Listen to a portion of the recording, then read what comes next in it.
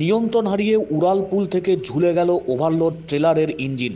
নিচে ১৯ নম্বর জাতীয় সড়কের উপর পড়ে গেলে ভয়ঙ্কর বিপদের মুখে পড়তে হতো, এমনটাই বলছেন স্থানীয়রা। রবিবার সাত সকালে ঘটনাকে কেন্দ্র করে তীব্র আলোড়ন ১৯ নম্বর জাতীয় সড়কের দুর্গাপুরের ডিবিসি মোড় এলাকায়। অল্প বিস্তর আহত হয়েছেন ঘটনায় চালক এবং খালাসি। ঘটনাস্থলে উপস্থিত হয়েছে পুলিশ। জানা গেছে, তারের বান্ডিল বোঝাই করে ট্রেলার ডিবিসি মোড়ের উড়ালপুলে উঠছিল। তখনই নিয়ন্ত্রণ হারিয়ে ট্রেলারের ইঞ্জিনটি উড়ালপুলের ডিভাইডারের ওপরে উঠে যায়। ট্রেলারটি ভর্তি থাকায় নিচে পড়ার থেকে আটকে যায়। বড়সড় দুর্ঘটনার হাত থেকে রেহাই পেয়েছেন চালক এবং খালাসি।